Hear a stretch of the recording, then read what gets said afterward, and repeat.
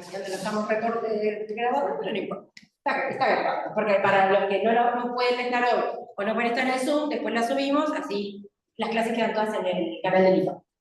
Así que les decía que, bueno, el año pasado estuvimos viendo un poco la parte más general de la cuestión de género, que implicaba justo en esa época, había habido un par de situaciones que vos habéis traído los ejemplos, de periodistas que hacían preguntas, como por ejemplo, la cuestión de la ropa, de si tenían pareja, a futbolistas, creo que era, que a un futbolista varón no se les ocurriría jamás preguntarles eso. Como un ejemplo de cuando el género interviene y hace digamos, una diferencia y pone a la mujer siempre en un lugar de tener que dar explicación, en lugar de incomodidad, de demostrar que puede y que es mejor aún que un varón. Y hoy, porque en ese momento surgió el tema de los protocolos y la necesidad por ahí de ver qué hacer ante estas situaciones cuando pasan en los clubes, y un poco eso le transmitimos a Ivana para que la clase de hoy sea más apuntada a esa cuestión. Sí, bueno, cómo actuamos, para qué nos sirve un protocolo, cómo debemos hacer el protocolo, etcétera, y la idea es que ustedes se vayan con algo más o menos, obviamente en general, ¿no? Digo, no vamos a profundizar, pero sí que les queden por ahí los tips como para empezar a impulsar este tipo de acciones en cada uno de los clubes. Así que ya perdimos un montón de tiempo, no hago más introducción, lo dejo con Ivana, y bueno, obviamente querés que participemos, que sea bien interactivo, y en el Zoom también, quienes quieran participar, bienvenidas a la presentación. ¿Se escucha bien en el Zoom? Malito, digan. Sí, se escucha bien. Bárbaro, genial, todo suyo. Gracias, Paula. En nombre, de Paula, todos los integrantes del instituto, y siempre es un gusto venir a Azul a acompañar este tipo de iniciativas. Como dijo Pau, el año pasado estuvimos abordando algunos de los temas. Siempre se acuerdan de acá, perdón. ¿Quiénes estuvieron el año pasado? Porque algunas caras me acuerdo, pero ¿quiénes este año de la primera iniciativa? Bien. El tema de género y el abordaje de las cuestiones de género, y fundamentalmente las que tienen que ver con las violencias de género, son muchas. Y a veces es muy complicado abordarlas en un encuentro cortito de 2 horas, entonces siempre van quedando como temas pendientes a desarrollar, a profundizar, y bueno, a mí me parece interesante que el instituto y todos los que participan también de todo este trabajo que vienen realizando, lo hagan con 2 visiones, ¿no? Primero, abordar problemáticas que son actuales, que nos ocurren, con las que estamos en constante contacto, si se quiere, diario, con las que convivimos, y por otro lado, la cuestión de darle continuidad, ¿no? El tiempo, que no sean instancias o iniciativas puntuales, sino que para tratar de resolver estas problemáticas que generalmente son muy complejas, necesitamos como tener un desarrollo en el tiempo continuo, revisar acciones, iniciativas que nos permitan también enfocar en las soluciones, en las mejores soluciones para ese problema que resulta tan complejo. Dicho esto, como dijo Paula, el año pasado nos había quedado, habíamos abordado muy por arriba la cuestión de cuando hablábamos de las herramientas que tenían las instituciones deportivas, que una de ellas era la cuestión del protocolo. Los protocolos que tienen muchas de las instituciones, yo vengo de la universidad, soy docente ahí, pero también estoy en la gestión, y la universidad también tiene un protocolo, es decir, muchas instituciones, empresas están como utilizando esta herramienta, que muchas veces es difícil de armar porque uno se imagina, la complejidad que requiere, y la idea de hoy es un poco tomando como referencia una guía del Ministerio que sacó hace varios años, el Ministerio Nacional del Deporte y el Ministerio de Género, algunas pautas básicas para comenzar a pensar ese armado del protocolo, ¿sí? Y pensar también, a través de estas pautas, cómo podemos también aplicarlo a nuestras instituciones. Imagino acá, cada una de las instituciones a las que pertenecen ustedes son distintas, diversas, nos ofrecen diferentes servicios, se enfocan en diferentes públicos. Entonces, lo interesante de los protocolos es que sean una herramienta que nos sirva y que esté vinculada a las necesidades que tiene esa institución en particular, ¿sí? De acá, cuéntenme, ¿quiénes tienen protocolos, están pensando en hacer protocolos, armaron algo, ya lo tienen implementado? Cuéntenme, un poco así no hablo tanto. El departamento legal del club nuestro está en ¿A qué club? Alumni. Alumni, bien. ¿Ya lo tienen? Creo que ya lo tienen. Estaba abogado de la administración. Bien, bien.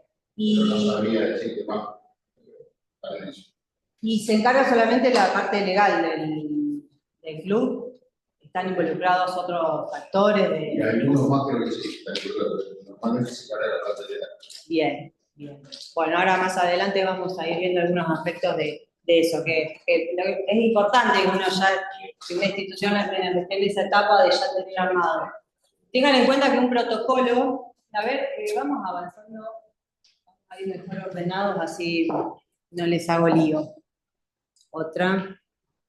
Bueno, a mí me gustaría antes de empezar con esta guía, hacer como un breve repaso de por qué en el año pasado abordamos las cuestiones de género, porque en el marco de lo que era la ley Micaela, ¿se recuerdan? Hicimos como todo un recorrido sobre los conceptos básicos, la tipificación de las diferentes violencias, y por qué nos interesaba, cuál era el objetivo de poder abordar la temática de género, la perspectiva de las violencias con las instituciones deportivas, en este marco, ¿no? de poder capacitar y sensibilizar a quienes trabajan todos los días en las instituciones, para que tengan elementos para identificar esas situaciones de violencia, de desigualdad, que suelen ocurrir y que muchas veces no pasan desapercibidas, no nos damos cuenta, no podemos atender por falta de herramientas, ¿sí? La otra, Pau. Bueno, no, esto era un poco lo que habíamos hablado de las metas, pero pasa a ver. ¿Qué tiene que ver el deporte con la prevención de la violencia de género? Que era una pregunta también que nos hacemos cuando abordamos diferentes ámbitos, ¿no? Pero hoy ustedes forman parte de instituciones deportivas. Bueno, es la primera pregunta que uno se hace, o sea, ¿qué tiene que ver el deporte con la prevención de la violencia de género? ¿Qué puede hacer? O sea, ¿qué relación tiene eso? Y un poco nosotros insistimos en poder tener estos encuentros para tratar de reflexionar sobre estas situaciones de violencia que se dan en diferentes ámbitos de la sociedad, todos, desde lo social, desde lo educativo, desde las instituciones, las empresas, y cómo todos somos agentes de cambio frente a esas situaciones. Ahí, y a mí me gusta siempre pensarlo, pasarle la otra. Desde una visión más positiva, o de encontrar a través de las cuestiones positivas que tiene el deporte, pasar a la otra. Cómo nosotros desde ese lugar podemos, en este caso, avanzar en algunos aspectos que disminuyan las desigualdades, en este caso de las mujeres y otras expresiones sexogenéricas que existen o con las que convivimos. Nosotros nos enfocamos, por supuesto, en las mujeres por una cuestión de que muchas veces son las que sufren estas desigualdades que nosotros manifestamos, pero tengan en cuenta esto, cuando una institución piensa también en la igualdad, en que todos accedan a las mismas oportunidades, en este caso de las instituciones deportivas, lo pensamos en el marco de que todas las personas son iguales, ¿no? Y las desigualdades o la falta de equidad se sufren muchas veces por las mujeres con este contexto de sociedad patriarcal que hablamos el año pasado, ¿no? Y que influyen a través de diferentes factores. Pero les decía, a mí me gusta pensar, bueno, siempre reflexionar desde lo positivo, a ver qué puede ofrecer el deporte para cambiar estas situaciones en el caso de las mujeres. Por ejemplo, sirve para conocer mejor, ser más conscientes y tener mayor control del cuerpo. Construye autoconfianza y reafirma la autoestima. Acá háganme comentarios a ver si ustedes reconocen este tipo de virtudes que yo destaco en el deporte, con algún caso que se les viene a la mente, ¿no? La idea es un poco que nosotros vayamos dialogando un poco con estas cuestiones. Y también discutiendo, ¿no? Aportan niñas, mujeres y otras identidades, mejora sería, que niñas, mujeres y otras identidades desafían y que pierdan el orden de género. Empoderan a las mujeres, estimula el ejercicio de la ciudadanía. Ay, perdón. No, está bien. ¿Sí? Sí. Construye lazos de confianza, apoyo social y conciencia colectiva. Ayuda a educar y ofrecer herramientas para enfrentar la violencia de género. Todas estas cuestiones que son pautas, después las vamos a ir desglosando, las vamos a ir conversando o dándoles un contexto de a qué nos referimos. Alienta el establecimiento de límites, convierte a niñas, mujeres y otras identidades en protagonistas y orgullo de sus comunidades, ¿no? Muchas veces cuando alguna persona se destaca en algún deporte es como un motivo para visibilizarse, ¿no? Para poder mostrarse frente a su comunidad como alguien referente, que muchas veces es lo que no se encuentra cotidianamente. Y bueno, es una gran plataforma para que niñas, mujeres y otras identidades se conviertan en líderes. ¿Sí? Cuando hablamos de esto de también mostrar las virtudes, las fortalezas que tienen a pesar de las dificultades, de cómo pueden convertirse en líderes y ser referentes de sus grupos. Sí. Claro, con respecto a eso, bueno, nosotros representamos al Club Porteño de Cacharí. Cacharí es una comunidad chica. Estamos representando un club de fútbol y somos en su mayoría mujeres. Yo soy la presidenta mujer, la primera presidenta mujer del Club Porteño, pero eso no fue algo relevante, o sea, yo que por ahí vengo haciendo capacitaciones de género y demás con mi trabajo, me doy cuenta que si bien no es algo relevante que seamos todas mujeres y siempre nos pasa en las cuestiones de fuerza que necesitamos de los hombres, muchas veces nos arreglamos solas por este empoderamiento que tenemos de que, además de que pensamos que podemos, desde ese lugar, obviamente, estamos ocupando ese lugar en la sociedad, desde el lugar de que creemos en nosotras y creemos en la capacidad que tenemos para llevar adelante un club de fútbol. Sí. De hecho, creo que en los clubes de fútbol, que es donde más se nota esta desigualdad de género, es donde más se nota esta. Yo te voy a mirar la traje y ahora cuando empezaste a hablar dije, la voy a mostrar porque a mí todo me hace ruido, lo que tiene lo relacionado a género, todo me hace ruido. Incluyeron que, o sea, yo celebro estas cuestiones de que haya un equipo de primera femenino, que se sume ahora a la categoría sub-13, que va a ser ese semillero, que las escuelitas de fútbol sean mixtas. O sea, yo celebro todas esas cuestiones, pero hay como pequeñas cositas que todavía, obviamente, yo entiendo, en un club donde, por ahí va, en una cuestión como el fútbol, en un deporte como el fútbol, donde las mujeres vamos ganando cierto espacio, sí, y también vamos trayendo estas herramientas, que por ahí los hombres no las tienen tan incorporadas porque ellos las tienen como normalizadas. Entonces, bueno, nosotros que entramos por esa puertita que nos dejaron abierta, nos damos cuenta de que hay cuestiones a resolver. Por ejemplo, bueno, la Liga de Fútbol nos dio la posibilidad de entrar con sub-13, pero yo quería buscar la planilla. Que lo primero, cuando me la dieron, no me di cuenta porque me la dieron, la agarré y la guardé.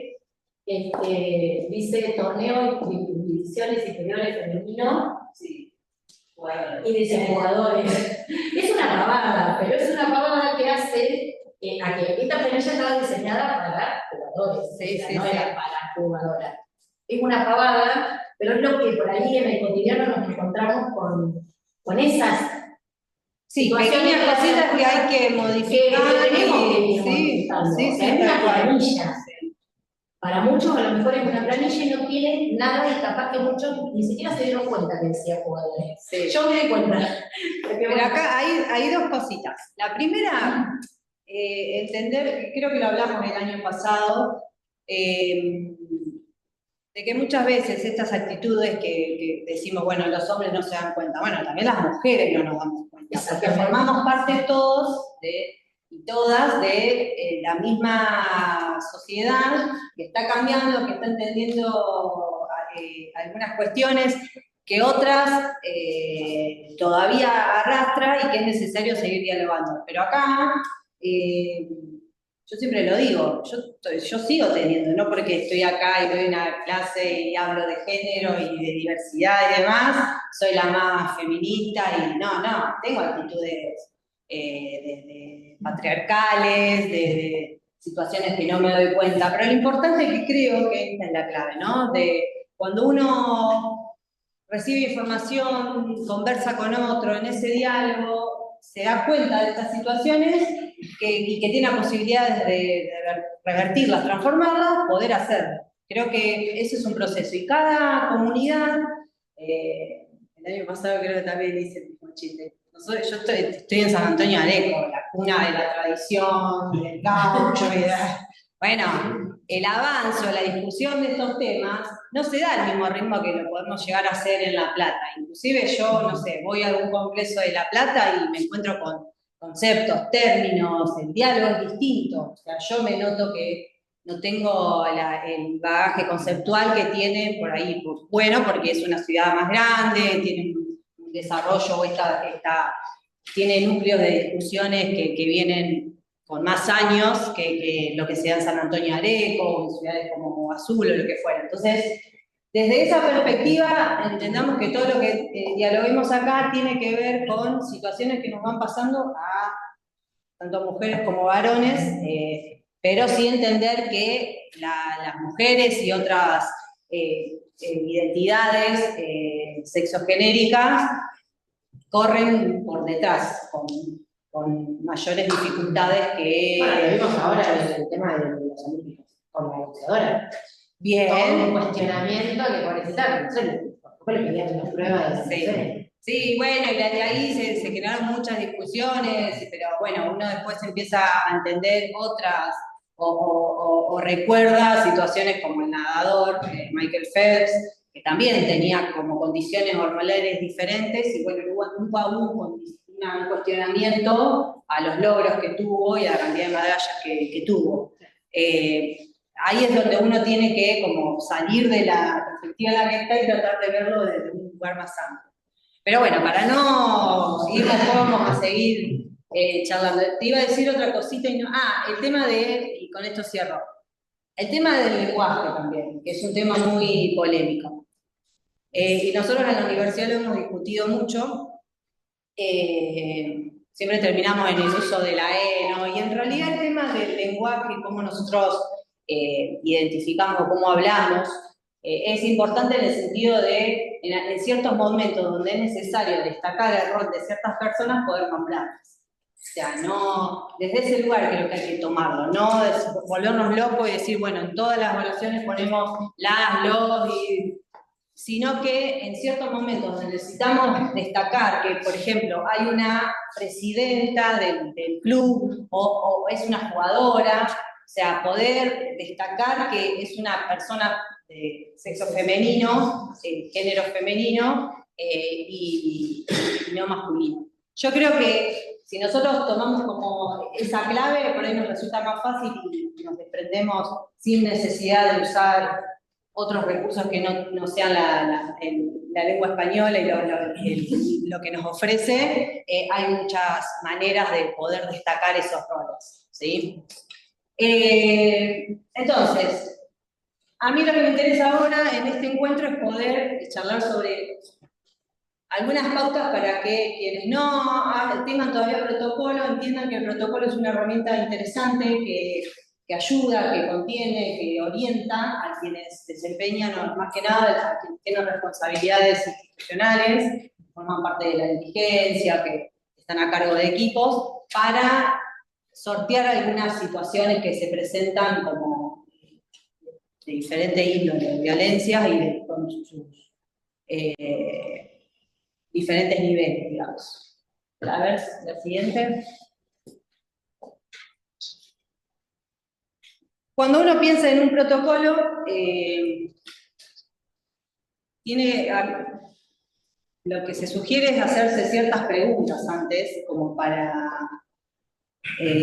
orientar los objetivos de ese protocolo y las líneas que va a seguir para poder armarlo, ¿no?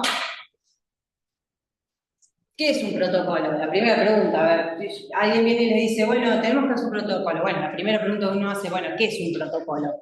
Bueno, el protocolo es una herramienta que estandariza ciertos procedimientos, ¿no? Que uno va desarrollando cuando se enfrenta a alguna situación, en este caso de violencia, En caso de tenemos la de accidentes.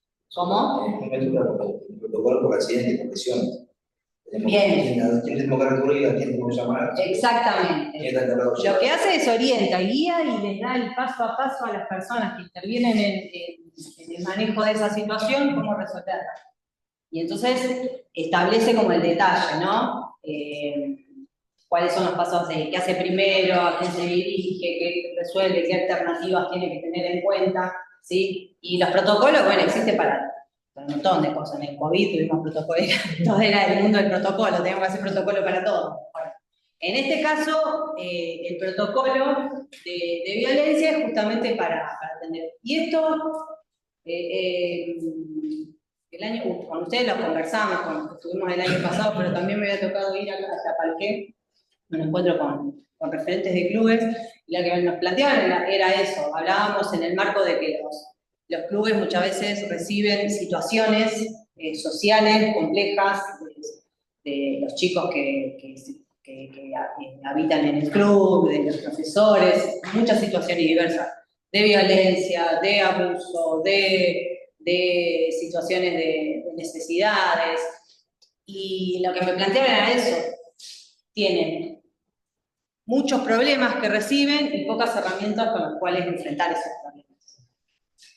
Por eso es importante que nos podamos tomar el tiempo de pensar, bueno, de a poco ir armando esas pequeñas herramientas que nos permitan ir resolviendo con los recursos que tenemos, ¿sí? Porque ahora vamos a ver que el protocolo es una guía, pero hay muchas cosas o situaciones que se van a presentar, sobre todo las que implican más situaciones graves, que nosotros no tenemos como clubes las herramientas para poder enfrentarlas. Tenemos que recurrir a otros ámbitos, a otras instituciones públicas, la justicia, la policía, etc. ¿Sí? No,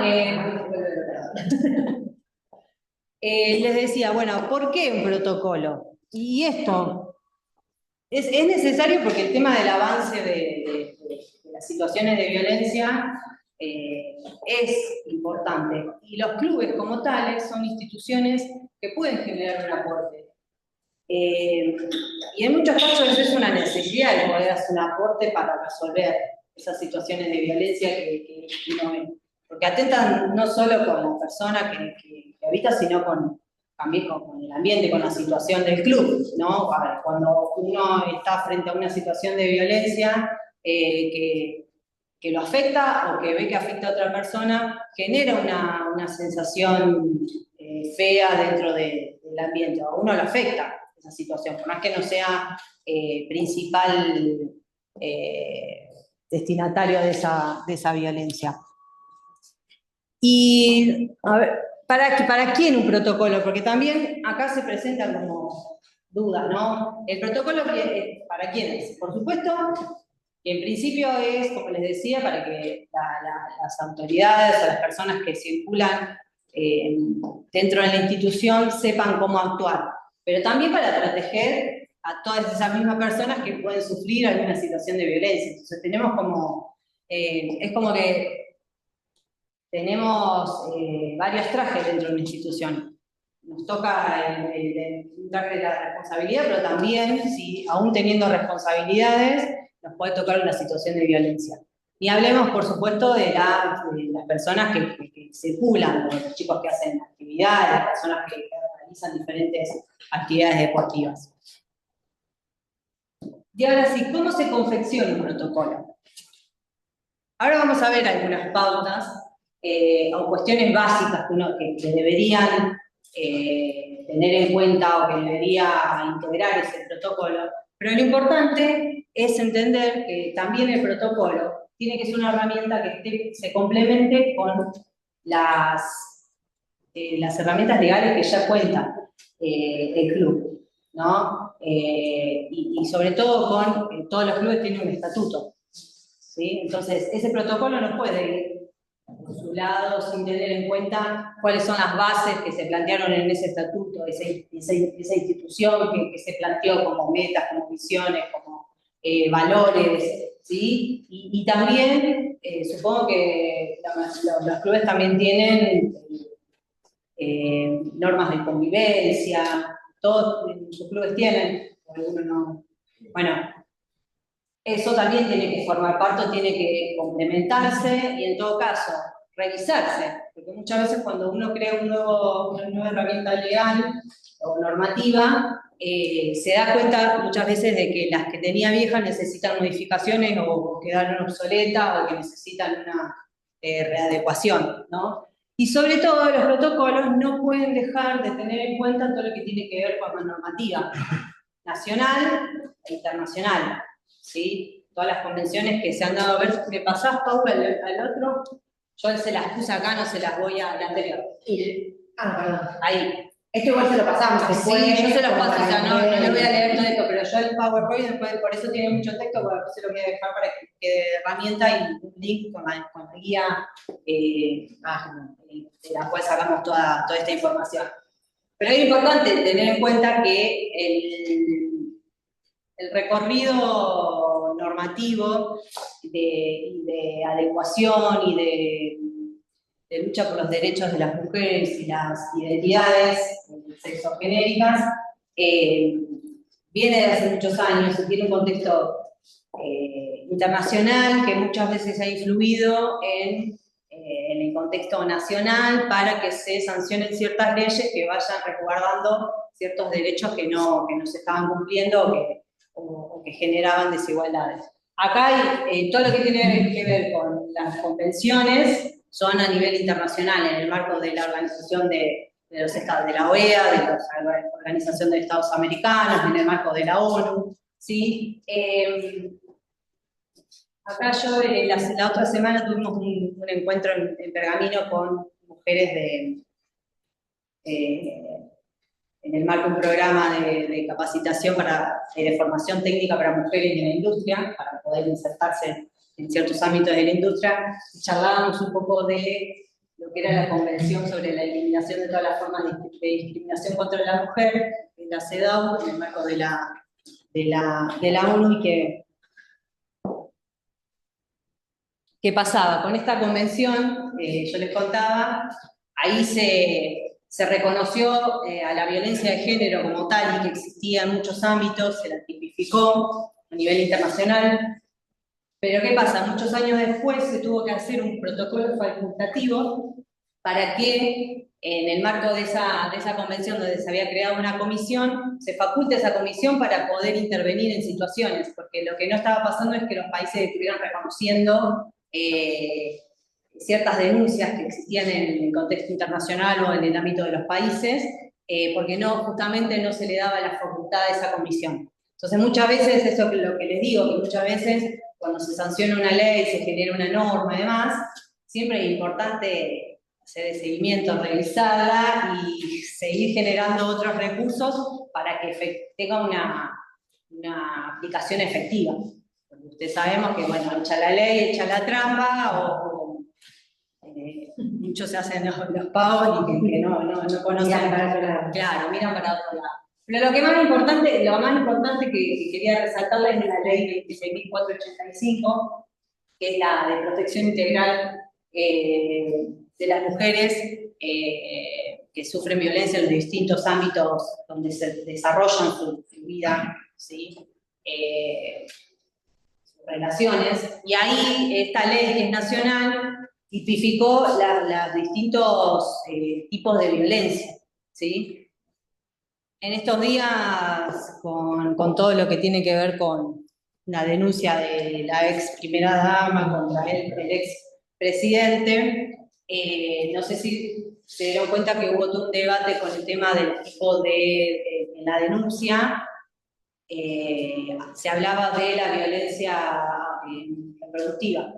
Entonces, en los medios de comunicación, muchas veces, y yo escuché muchos que que esto que es raro, invitaban a abogados y discutían, y no, que esta figura, ayúdame vos, Pau, que sos No estoy abogada. adelantando tampoco. Bueno, esta figura que de dónde la sacaron, que estaba inventada, que era rara, que de dónde sacó la abogada esa figura y demás, y resulta que eso forma parte del desconocimiento que tiene la sociedad, sobre todo los medios de comunicación, sobre las leyes que tiene la Argentina, porque justamente la Ley Integral de Violencia contra las Mujeres, en el artículo 5 establece los distintos tipos de violencia, que no son solo la violencia física, la violencia psicológica, la simbólica, está la reproductiva, y el año pasado se incorporó la violencia digital, ¿sí? Y acá volvemos a lo mismo, las leyes se siguen revisando, se siguen reformando, modificando y agregando cuestiones que no se tuvieron en cuenta hace algunos años atrás cuando se sancionó originalmente. Y eso es necesario, porque la violencia digital se incorporó debido, por supuesto, a todas las denuncias que hicieron muchas mujeres que sufrieron violencia a través de la típica situación donde el exnovio por venganza hace circular una foto, una foto íntima que había sido compartida en la intimidad y la difunde o genera perfiles para difundir ciertas imágenes, bueno, lo que pasa también en las redes sociales, bueno, ese ámbito digital que muchas veces no se tenía en cuenta, fue necesario también identificarlo como violencia, ¿sí? La mediática también, que ahí también me sorprendió. Esa estaba ya. Claro, ya estaba, pero sí. brilla por su ausencia. Las imágenes que publicaron en todos lados, y ahora es prohibido, ya nos quedaron a todos en la retina, un montón de, en el caso de este puntual, por la importancia que tiene, pero en general en todos los casos, siempre, o sea, en los casos de femicidio, la única imagen que se ve es la de la víctima. Claro. Y el victimario nunca aparece. Y cuando fue el caso, por ejemplo, de la Ida Lanza, fue la victimaria y no fue la víctima. O sea, siempre es como para el lado de la mujer.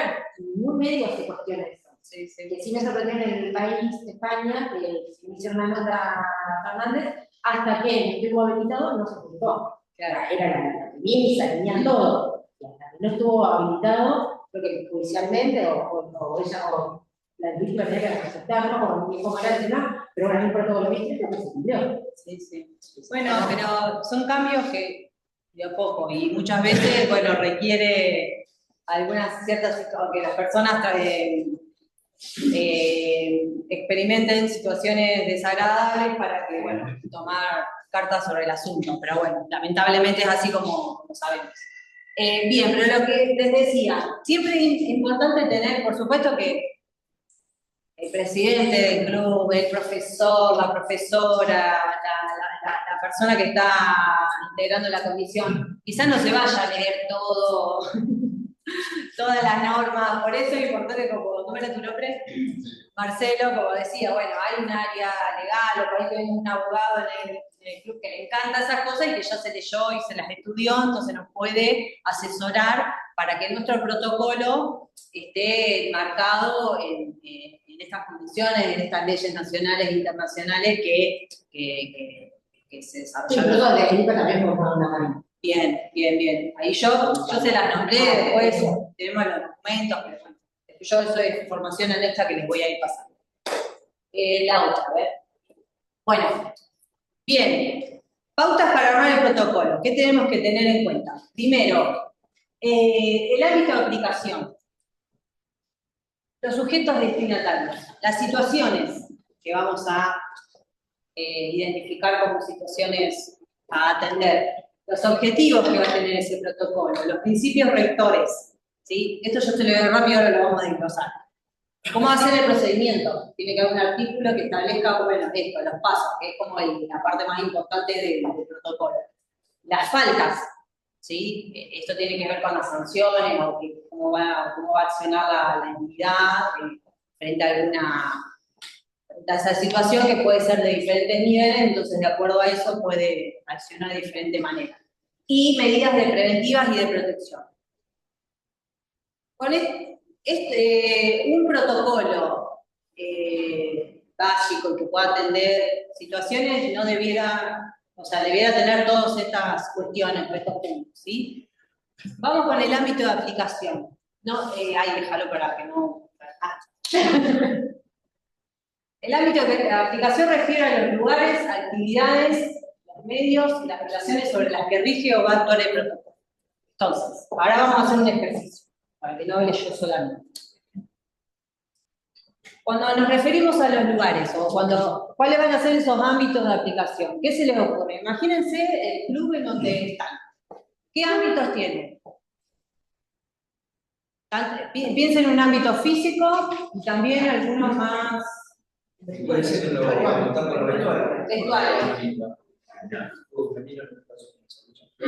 ¿Qué más? ¿Qué otros ámbitos físicos? Paramédicos, tienen que ser mujeres o varones.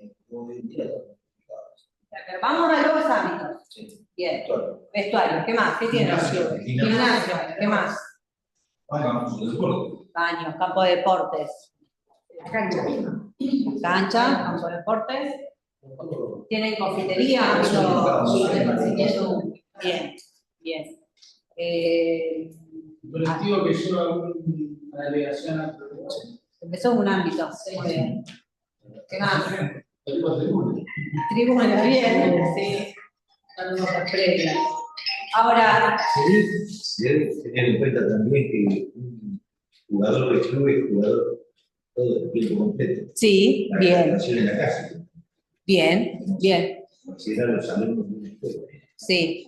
O sea, el ámbito Social, social de esa persona de ese jugador. Bien, bien. ¿Qué más? Ámbito. ¿Físico o no físico? ¿Qué se imagina? ¿Dónde se dan las relaciones? En el club. Las reuniones. Bien. Donde se dan las reuniones, que puede ser en el club o dónde. Por Zoom. Bien. ¿Vieron? Ahí ya aparece otro ámbito que no es físico, es más digital. ¿Por dónde más se dan? Redes sociales. ¿Sí? ¿Tienen página web para que tenga algún bot para chatear? Bueno, eso es un ámbito de interacción también, porque la página web por sí sola es como que uno entra y no interactúa con nadie, pero si tiene algún chat de atención, eso es un ámbito de interacción. Entonces, nosotros tenemos que tener en cuenta que el protocolo tiene que abarcar todos esos ámbitos, ¿sí? Donde se dan las relaciones, donde se dan los vínculos, donde se dan las actividades, donde se desarrolla la vida deportiva del club, ¿sí?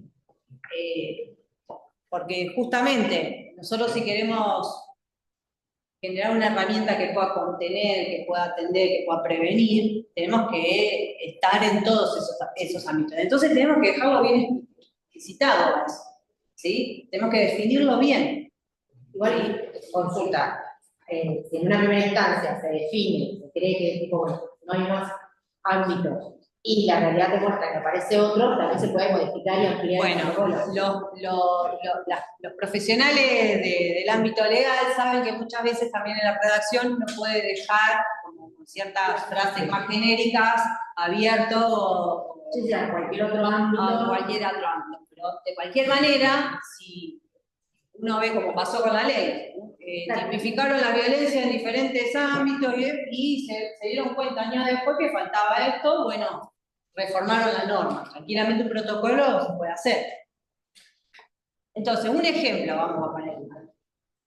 No sé si se llega a ver, pero se lo voy a leer. Yo te fui como poniendo ejemplos de redacciones de protocolos, de cómo estaban estas ámbitos. El ámbito de aplicación, por ejemplo, en este protocolo decía: este protocolo rige para todas las relaciones humanas que se desarrollen en cualquiera de las dependencias o anexos de la institución, por ejemplo, polideportivo, sede, instituto educativo, villa olímpica, estadio.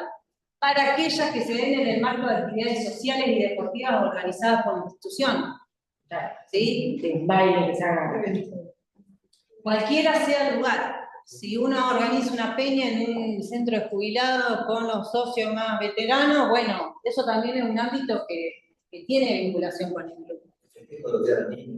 El festejo al día del niño en un barrio, tal cual. Regirá además fuera del espacio físico mencionado en el marco de comunicaciones contextualizadas, sea a través de medios telefónicos, virtuales, nuevas tecnologías. Vieron que hay nuevas tecnologías, abarca, bueno, ahí lo deja genérico, lo que venga. Asimismo, alcanza las conductas violentas y o discriminatorias que ocurran por fuera de estos espacios, pero que involucren a miembros de la institución, ya sean socios, socias, trabajadores, directivos, etc. Ahora después, cuando hagamos lo de los sujetos, vamos a también a abarcar otras personas que a veces se nos dejan. ¿Estamos con el ámbito de aplicación? Más o menos se entiende por dónde va, cómo lo tenemos que definir, básicamente. Sujetos destinatarios. Alude a qué personas implica esta herramienta, ya se trate de quienes cometan los actos de violencia o bien quienes lo padezcan. Entonces, ahora volvemos a hacer el ejercicio. ¿Qué personas circulan por la entidad deportiva? ¿Quiénes son las personas integrantes de una comunidad deportiva? Cuéntenme. Dirigentes, profesores. Dirigentes, profesores. Bien. Jugadores. Trabajadores. Los de mantenimiento, trabajadores. Entrenadores. ¿Qué más? Los hinchas. Bien. Que son los socios. Mayoritariamente. Hinchas Y socios. Entonces, Son los que vamos a ver. de socio hincha. Son los que vamos a ver las manos para ver. ¿Qué más? La policía, los árbitros, por ejemplo, en el caso del fútbol. Bien, cuando hay un partido de fútbol que vienen árbitros que contratan o los policías, la prensa, gente de prensa, muy bien, pensemos, a ver qué más. Público, digamos, que en el caso de ¿Cuánta gente circula por el club?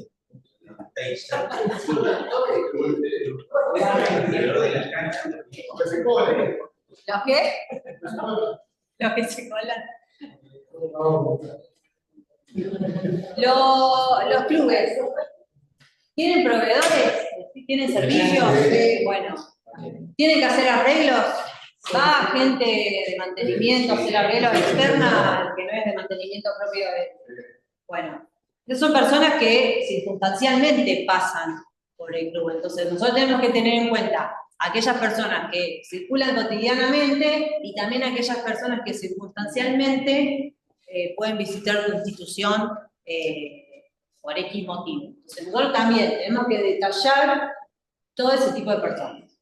¿Sí? Volvemos a ir de ejemplo. Este procedimiento involucra conductas realizadas o padecidas. ¿Sí? Porque el protocolo lo que tiene que buscar es esto, contener a la persona que es víctima, pero también atender o qué hace con la persona que generó esa actitud de discriminación, de violencia, lo que fue.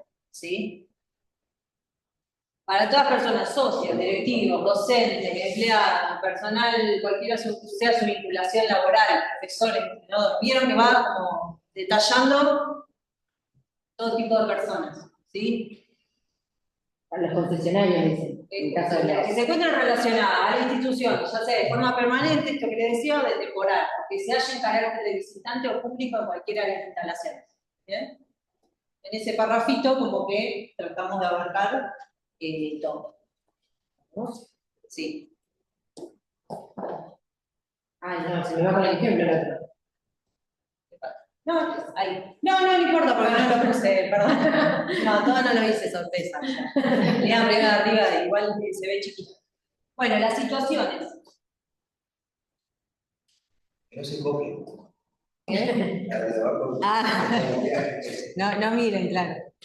No, igual acá las situaciones o conductas, acciones alcanzadas por el protocolo.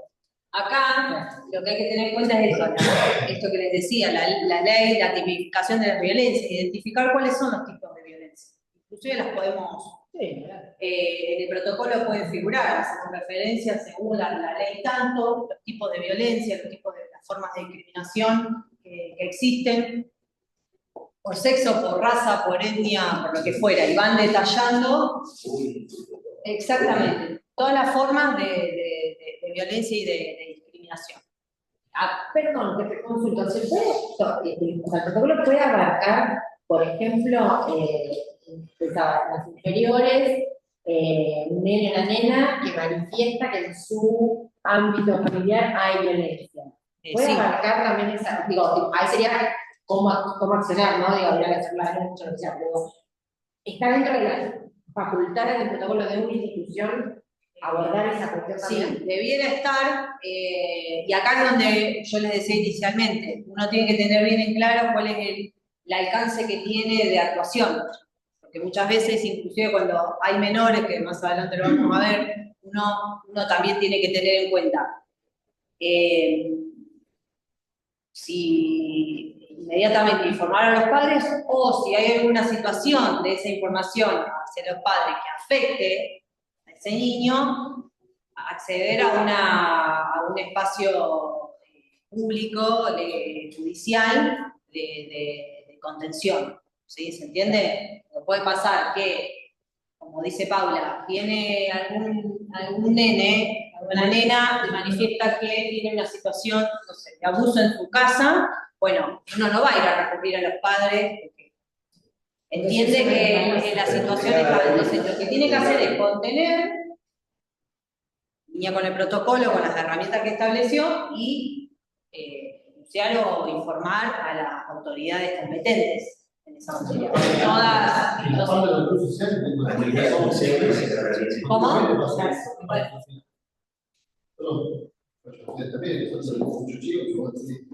Ahora, lo que debiera estar claro en el protocolo es que aún no teniendo nosotros la posibilidad de accionar, que necesitamos sí o sí acceder o recurrir a otras autoridades, no quita que el club, a través del protocolo, no haga un seguimiento, no haga un acompañamiento, no haga... Sí, porque tipo, no pasa acá, entonces no nos corresponde. No, de verdad, vamos y ya está, y nos desentendemos, ¿sí? Se trata también esta cuestión de contención social que tiene que tener el club, ¿sí? Les decía, las situaciones, bueno, también el convenio 190 de la OIT, que fue en 2022, si no me equivoco, a fines del 2022, la Organización Internacional del Trabajo, ¿sí? Genera normas a través del formato de convenios, ¿sí? Entre los países se ponen de acuerdo sobre algunas normas y ponemos el convenio 190 que se dio a fines de 2022, que fue importante porque lo que hizo es reconocer la violencia de género en el ámbito laboral. Entonces, por eso les decimos que hagan referencia también o que tengan en cuenta ese tipo de normativas que les ayudan a contextualizar y a enmarcar el accionar. Bueno, acá les decía un ejemplo, cómo puede estar redactado ese párrafo. Este protocolo abarca y contempla situaciones de discriminación, maltrato y violencia basadas en orientación sexual, identidad de género, expresión de género, de clase, etnia, la nacionalidad, la religión, ¿sí? Y entonces después dice que tengan por objeto directo e indirecto excluir, restringir, limitar, degradar, o sea, identifica la razón de esa violencia, pero también qué es lo que genera, ¿sí? La exclusión, la restricción, que limitó el accionar de tal persona para hacer tal cosa, degradó, ofendió, ¿sí? Es importante que identifiquemos todo ese tipo de acciones. Y esto es importante, que puede ser en una persona en particular o referirse también a un grupo. ¿Sí? Eso es importante también que se pueda identificar. ¿Hasta acá? ¿Vamos bien? ¿Algún comentario? Allá los que están del lado virtual, ¿vamos bien? ¿Quieren hacer algún comentario? Muchas veces no le damos lugar y nos olvidamos que están de aquel lado también. Sí, porque yo por ahí... Si son hombres que ya lo empiezan a enseñar. A ver la otra. Ahí. Bien, acá. Bueno, acá no lo voy a leer todo esto, pero es para que también vean cómo uno puede hacer referencia a los marcos normativos también en la redacción. Por ejemplo, hechos de violencia sexual descritos bajo la rúbrica de delitos contra la integridad sexual ubicada en el capítulo 2, entonces hace referencia al IKEA con esa norma, ¿sí? Lo deja bien en claro, o sea, no es que lo decimos nosotros. Ya hay una ley que estableció y que identificó este tipo de violencia y cómo se debe sancionar, ¿sí? Nada, esto lo van leyendo después tranquilos. ¿Pasamos? Sí. Nosotros como club por ahí vamos directamente, a veces mandamos para la comisaría de la mujer, o a veces a mi adolescencia, podemos llegar a El servicio local. por ahí nosotros no, sí, en la charla, por ahí no estamos preparados. Claro. Y acá... Pareciera que, si bien ocurre en todos los ámbitos sociales, nosotros, por ejemplo, como confianza y los que somos de la periferia, se ven más casos. ¿Sí? Y se ven casos que hay chicos que no a veces van sin comer, también hay violencias. Pero bueno. Sí. Sí, y es entendible, por eso uno trata de hacer un aporte, pero porque es entendible que estando todo el día a día del club, a veces uno se enfrenta con situaciones que lo desbordan, que no sabe cómo reaccionar, cómo hacer, se siente impotente también, porque se siente una responsabilidad y al mismo tiempo que no sabe cómo accionar. Porque vos le llamás la atención a un nene así, vale, vas a tu casa. Y a tu casa. Ahora después más adelante vamos a ver algo. ¿Vamos? Claro. Y acá lo importante también es entender que el protocolo de por sí no porque tengamos un protocolo que haya quedado re lindo y juntemos un montón de párrafos y normas en un documento, los problemas van a dejar de existir. Ahora después, lo último, vamos a ver algunas acciones que podemos ir, o sea, necesariamente el club tiene que generar iniciativas de prevención y de contención, ¿sí? Para generar otro tipo de gracias.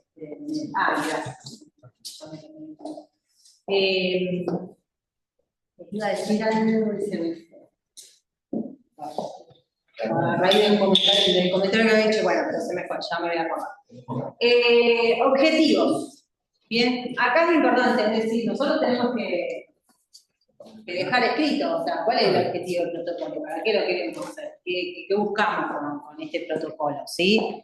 Y esto necesariamente tenemos que recurrir al estatuto, porque esto tiene que ir con el espíritu de la concepción de esa entidad deportiva, para qué se creó, qué fines tiene. Entonces, muchas veces podemos recurrir a alguna letra de ese estatuto que haga referencia a las cuestiones de generar un contexto de equidad, o que tenga alguna redacción relacionada a esto, a generar ámbitos igualitarios, etc. Y podemos encontrar letras también que necesariamente debiera estar en este protocolo para darle un poco de sentido.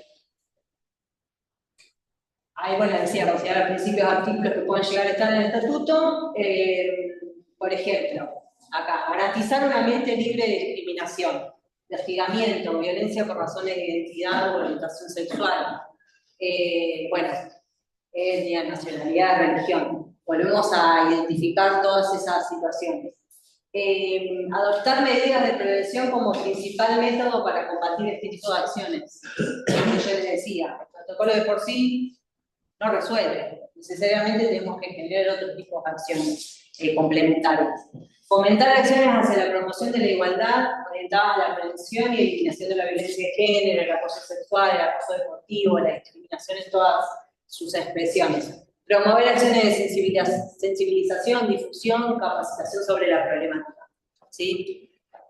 Acá siempre es aconsejable que haya como alguna comisión, algún grupo, o sea, definir alguna figura responsable de generar este tipo de acciones complementarias. Y que muchas veces pueden también oficiar de articuladores o de que puedan acercar, o sea, un ámbito de referencia físico. O sea, que la persona que circula por el club, que le sucede algún acto de discriminación o de violencia, sepa a dónde recurrir. ¿Sí? Bueno, en la universidad también, ¿no? En la universidad también. Les cuento, nosotros en la universidad, bueno, el área de dirección de bienestar soy yo y una colaboradora, entonces sí, también tenemos responsabilidades de articulación en el protocolo. O sea, está responsable la Secretaría General, pero nosotros articulamos. Entonces, bueno, sí, tenemos esa responsabilidad, más todos los programas que tenemos que llevar adelante. Y es así, nos toca tener todos los sombreros. Hasta acá se entiende, ¿no? Acá es de la parte más teórica. Sí, más simbólica, más de los valores y de lo que buscamos nosotros también para este protocolo. ¿Está quedando mucho? Sí. Bueno, acá, esto es lo que representa el espíritu de la institución, pero también es fundamental, los principios rectores hacen referencia a esas pautas que van a guiar nuestro desempeño de cómo vamos a aplicar ese protocolo. ¿Sí? Vamos a clarificar esta cuestión. A través de un ejemplo.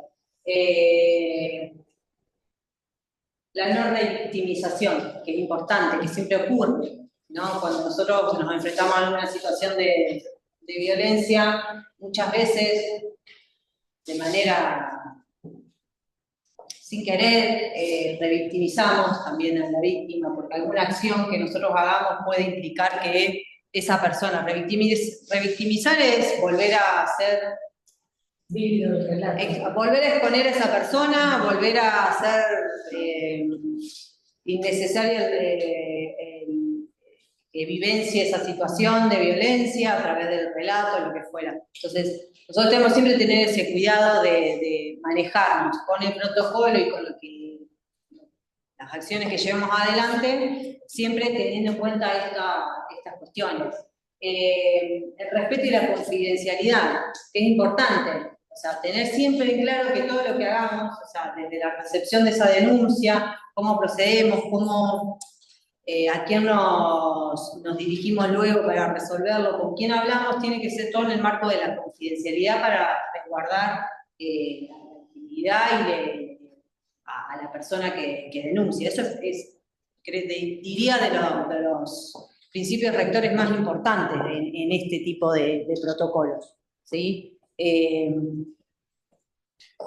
Quizás que seamos focos en el club viene bien, de que bueno, no somos tanto para estar comentando más sobre esos temas. Entonces siempre es tener mucho cuidado con eso, ser consciente de que eso puede generar... bueno, no es ponerlo en una reunión de comisión o cuestiones así donde, claro, y hay muchas estrategias. Una comisión designada para esos casos de personas. Exacto. Sacar designado. Si pasa esto, bueno, no sé, en el caso de la universidad recibe la denuncia la primera persona y solamente se refiere a una persona del área legal, nada más.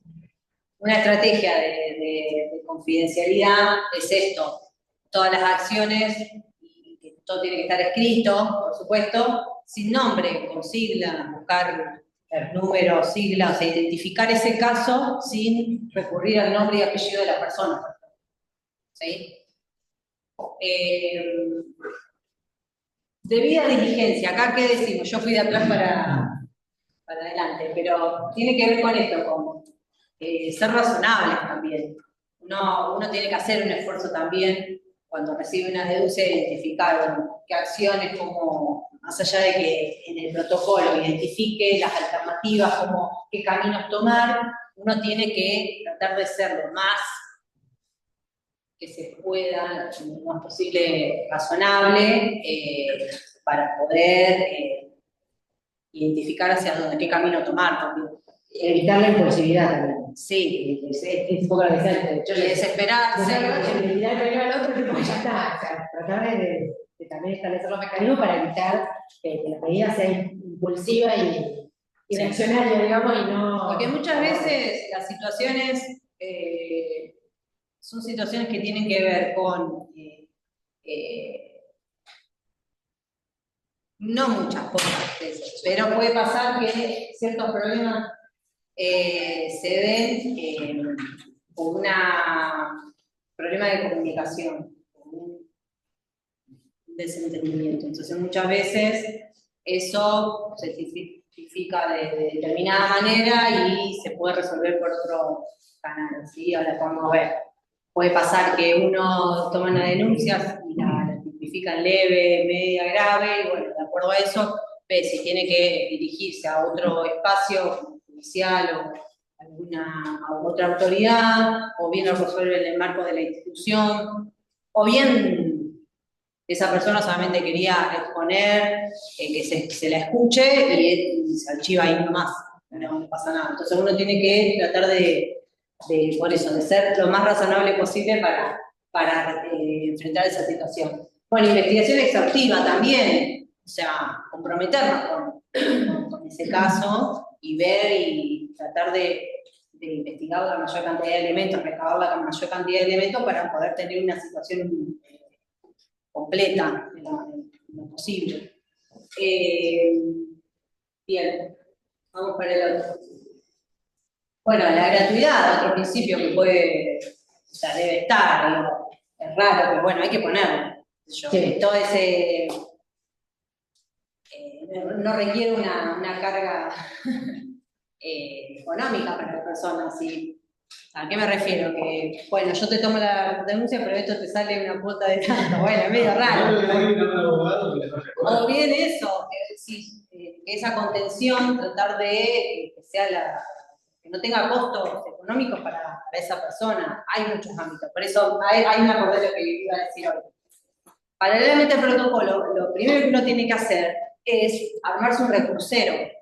¿A dónde acudir? Al ámbito judicial, al ámbito de la policía, ¿qué hay? Si hay comisaría soles, si hay comisaría de la mujer especializada, si en los municipios tenés oficina de género, si tenés oficinas que atienden situaciones de los niños, servicio local, bueno, hacer un recursero de todos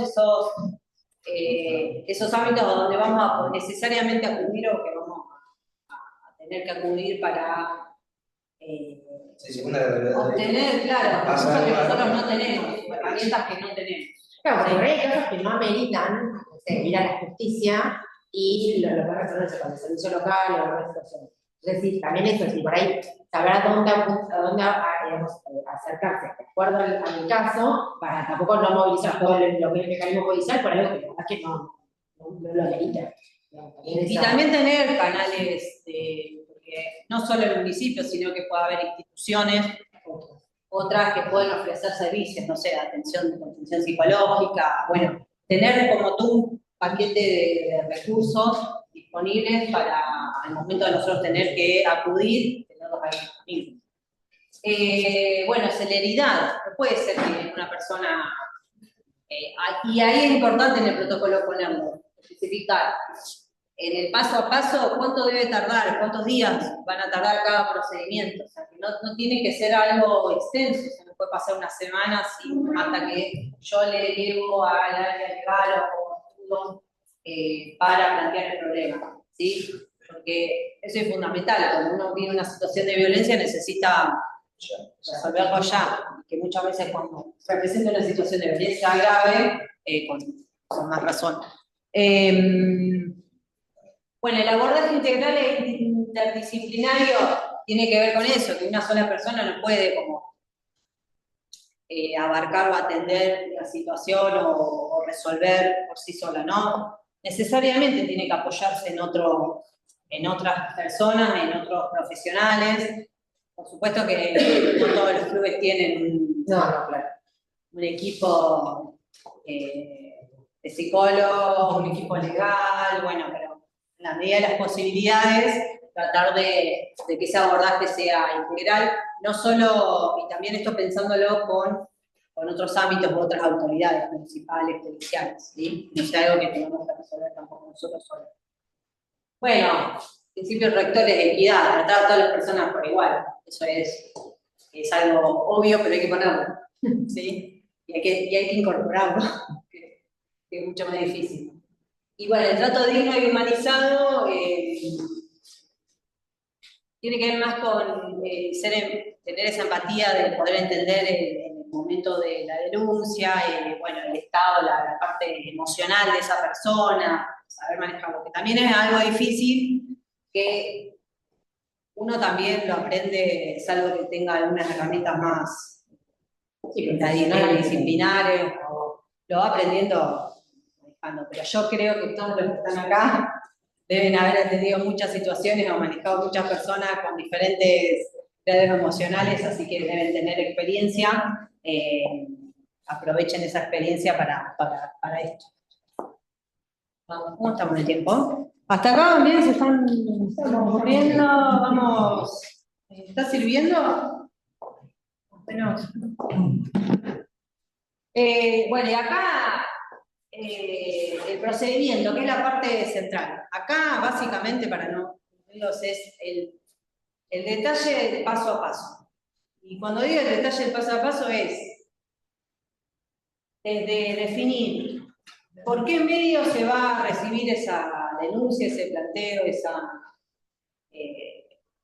descargo, ¿sí? Si va a ser, tiene que ser, siempre se recomienda tener un espacio físico y uno digital, como un mail, como un WhatsApp, y después siempre dialogar con esa persona y preguntarle si necesita tener un espacio personal y físico íntimo para poder ampliar ese planteo, esa denuncia.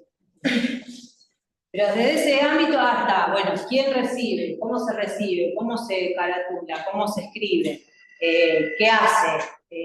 Ahora vamos a poner un ejemplo. La intervención se iniciará a partir de la recepción de consultas o denuncias. Asimismo, la institución podrá intervenir de oficio en caso de tomar conocimiento, ya sea de manera particular o por conocimiento público, de cuestiones vinculadas al presente protocolo. A partir de la intervención se desarrollará la estrategia para el abordaje y seguimiento del caso. Bueno, y entonces el trámite, ¿cómo va a ser? Sobre el autor se llevará un registro escrito de detalle, donde se va a poner esto que yo les decía. Se describe específicamente, bueno, ese caso, cómo se va a rotular, cómo se pone. Se pondrá la primera sigla y del primer nombre y un número, o algo que no haga referencia, o que nadie puede identificar por esa identificación, valga la redundancia, quién es la persona. ¿Sí? Que sea como un caso. Y eso es importante. Yo no se los puse todo, pero a ver, vamos a... No los quise poner ahí, pero por ejemplo, modalidad. Las personas consultantes podrán notificar la situación y requerir orientación vía correo electrónico o por medio del medio que ponga la institución a disposición. La persona referente podrá optar por evacuar la consulta por el mismo medio que fue realizado o bien ofrecerla a la persona que les decía. Algún otro ámbito físico, personal, presencial, para que pueda ampliar esa denuncia. Y entonces después también se deben clarificar cuáles son las alternativas a seguir de acuerdo al tipo de caso. Entonces, vamos a brindar orientación simplemente y asesoría sobre el motivo de la consulta, y esto le decía, con un seguimiento, a ver, ¿te sirvió? ¿Cómo está? ¿Pudiste ir a tal lugar? Si la derivaron a algún espacio municipal, judicial o lo que fuera. Acompañar en la denuncia, porque muchas veces esa persona, además del asesoramiento, necesita un acompañamiento, y por ahí una de las personas del club puede acompañar de manera física a tal lugar a hacer la denuncia, eso también se puede hacer. otorgar asistencia legal o psicológica, ¿sí? Etcétera, etcétera, ¿sí? Acá yo les quería, a ver si está en el otro. Bien, no. Acá es donde, para ir cerrando ya y no los tanto. Con el tema de las faltas, ya nos quedan dos puntitos nada más. Esto hace referencia a las medidas que va a tomar la entidad deportiva en términos de las medidas disciplinarias, digamos, ¿sí? Y esto tiene que tener relación también con lo que ya tenga adoptado a través de una normativa de convivencia, o todos tienen algún, ¿cómo le llaman, por ejemplo? Tienen diferentes nombres. Reglamento interno, reglamento de convivencia, entonces ahí también en esos reglamentos se estipulan qué tipo de sanciones, frente a ciertas actitudes puede tomar la entidad. ¿Sí? No sé si en el estatuto se puede. Realmente va aparte, pero sí. El tema de perder la calidad de socio, digamos. Pero para esto es más amplio. Claro, pero por ejemplo, una medida disciplinaria puede ser la obligatoriedad de participación en alguna capacitación, algún espacio de reflexión, para que la persona revierta de esa conducta, un apercibimiento, suspensión de algún contrato o alguna beca, por ejemplo, un contrato si era un profesor que estaba desempeñando tareas, realmente lo hace por medio de contrato, o algún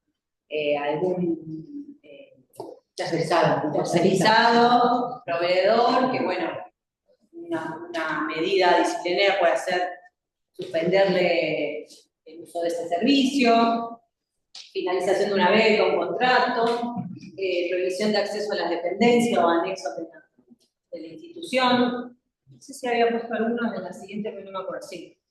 ¿Qué tipo de faltas? ¿Leves? Sí, y acá es importante que antes de poder definir las medidas también podamos identificar o ordenar el tipo de faltas. Por ejemplo, un caso de índole sexual, o sea, una situación que sea de índole sexual, una situación de violencia de índole sexual.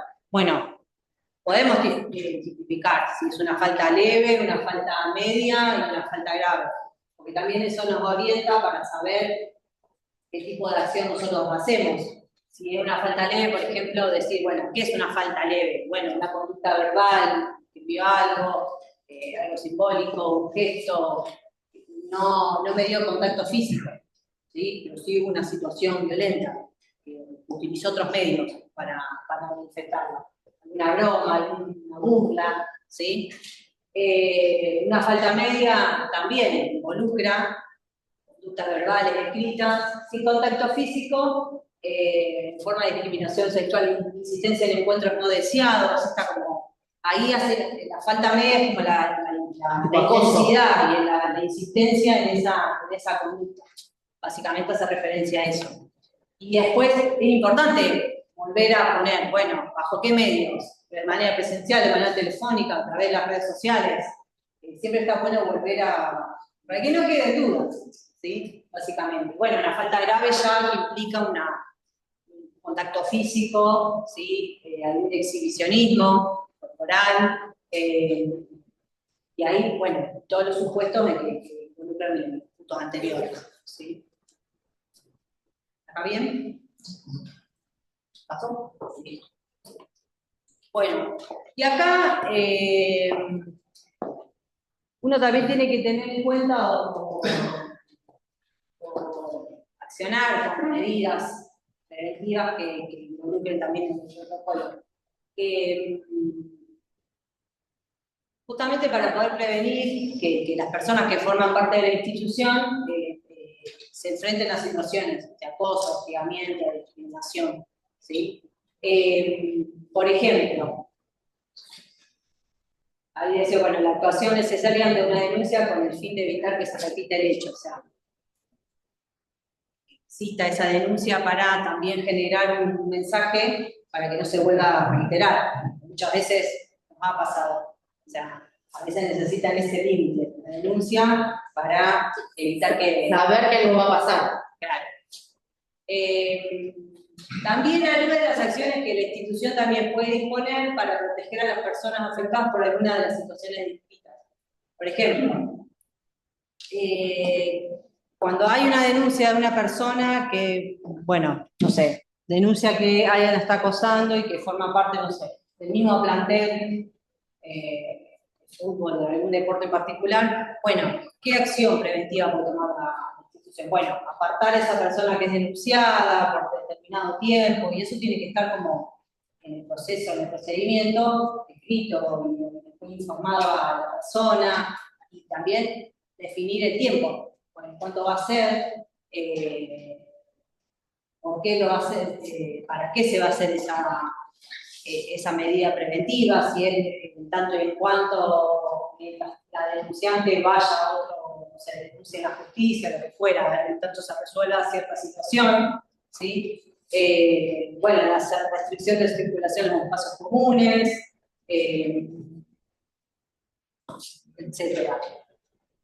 Lo importante es que estas medidas de prevención, como dice, tiendan a que las personas mantengan la vinculación con la institución, porque muchas veces lo que pasa es que la persona que denuncia después se aísla y deja de realizar esa actividad cotidiana que realizaba en el club, por esa situación conflictiva, traumática, lo que fuera. Entonces, lo que tiene que evitar la institución es que suceda eso. ¿Sí? Que en todo caso, siempre es mejor que la persona que es denunciada sea apartada y no la víctima. Y por eso reitero el tema del tiempo, porque muchas veces después se resuelve que pasa otra cosa y bueno, vuelve toda la normalidad. Pero... Por eso hay que escribir bien, porque después te pueden hacer un juicio por calumnia. No, pero si estás... No, o sea, en la instancia privada no. No. Si manejan en una instancia privada no, porque la calumnia es pública. Pero si está en el protocolo, y por eso es importante que no solo las autoridades, algunos profesores o algunas personas sepan del protocolo, no. Esto tiene que estar en conocimiento y ser un documento público, inclusive generar reuniones para comentarles, bueno, estos son los procedimientos, este es el protocolo, contempla esto, entonces para que todos estén al tanto y tengan toda la misma información. Claro, si sos denunciado, te van a suspender. Exacto. Para que sea víctima o victimario, estén en conocimiento de cómo va a proceder la institución. A ver, bueno, acá pongo un ejemplo también, pero después si quieren lo leen con detenimiento, que dice: la institución se compromete a proporcionar a sus miembros, trabajadores y otras personas información y capacitación acerca de los peligros y los riesgos de violencia. Bueno, como que vas detallando cuáles son las medidas que va a tomar, esas medidas preventivas que va a tomar el club, ¿sí? Yo esto después les voy a dejar esta presentación, pero también algunos modelos de protocolo para que nada, lo vayan leyendo. Y por último les decía, siempre es bueno entender que el protocolo de por sí no resuelve nada y que siempre es necesario que la entidad deportiva, la institución, las personas que circulan por la institución deportiva generen otras acciones que busquen erradicar estas situaciones. O sea, la cuestión de la acción con el protocolo actúa una vez que ya sucedió la situación. Lo importante es cómo nos adelantamos a que esa situación no suceda.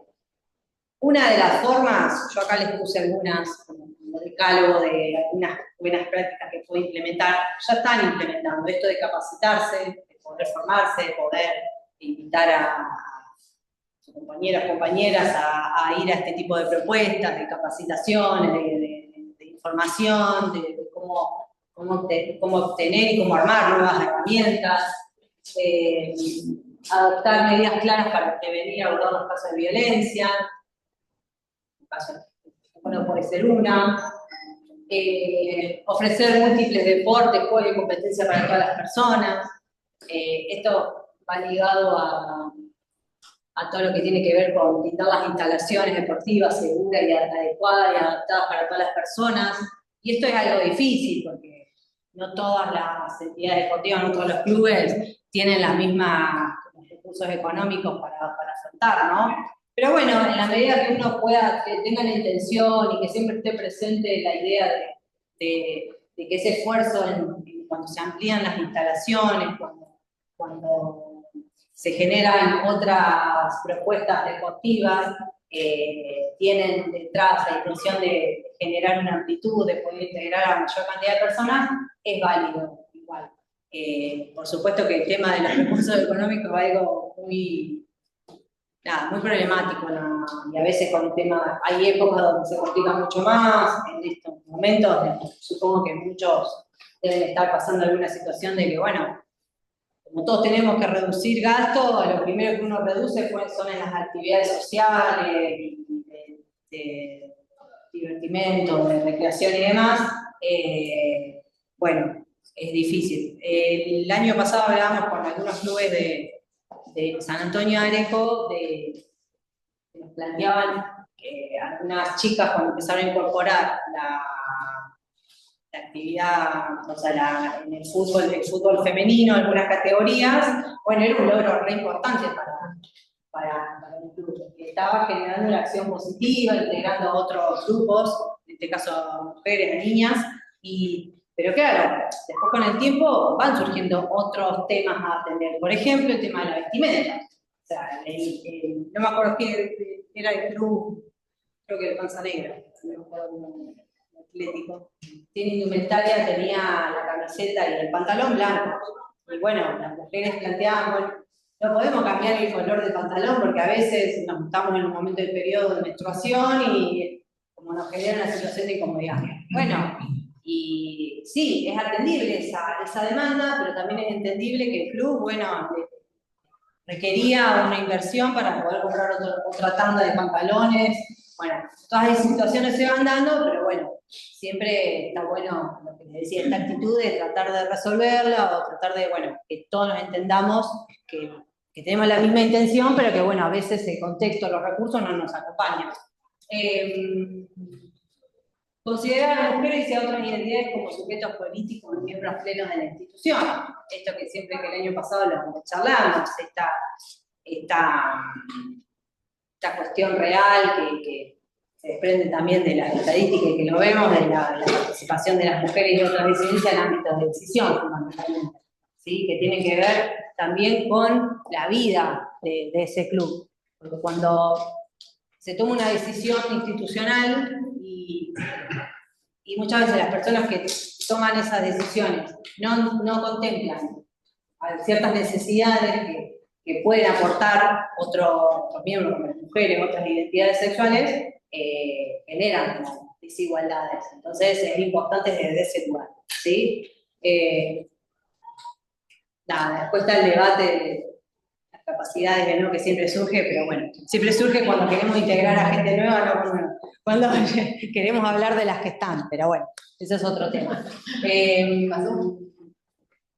No, ya estamos. Un poco, después se los dejo, como les decía, el PowerPoint, pero bueno, la idea era tratar, el tiempo es corto y no podemos abarcar en profundidad todos los aspectos, pero sí me parece interesante que puedan como ir planteando algunas cuestiones importantes en el caso de que quieran empezar a construir esta herramienta de protocolo, que es muy importante, que sirve un montón, y por supuesto que más allá de yo el material que les deje después a través de Paula y las chicas, también tengan en cuenta en el armado, acudir, que estamos a disposición para también asesorarlos, ayudarlos, hacer algo con la gente que nos ayudó, en el caso de la universidad, a armar nuestro propio protocolo, que dicho sea de paso, lo armamos hace ya, ¿cuántos años, Pablo?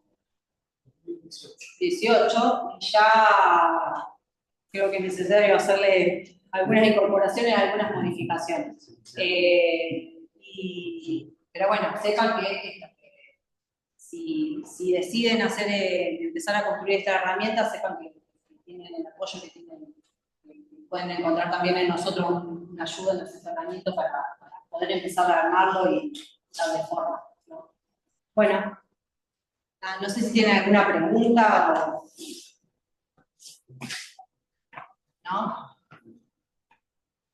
¿Se entendió mucho? Lo aburrí. No, a Pablo y a Pablo, sí, las dos, el secretario general, perdón, de la universidad.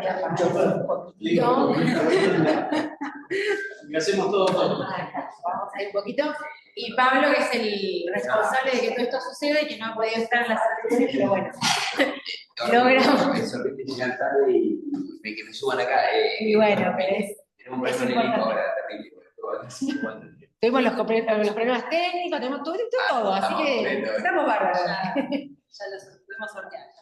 Nada, agradecerles a todos, siempre lo mismo, yo entre rápido, hacemos las formalidades dentro así, pero aprovecho con todos los chicos porque, digo, además de una relación, son dos personas que nosotros conocimos y que Pablo en particular le ha puesto mucho para que la escuela esté acá.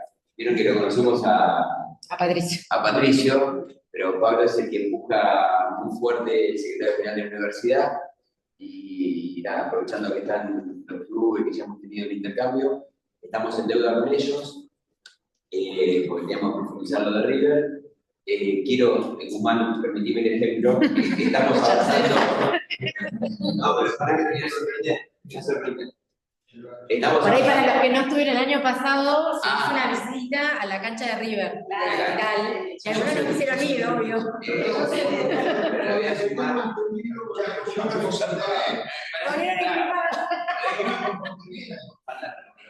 Por ese buen comportamiento estamos avanzando muy fuerte con Boca.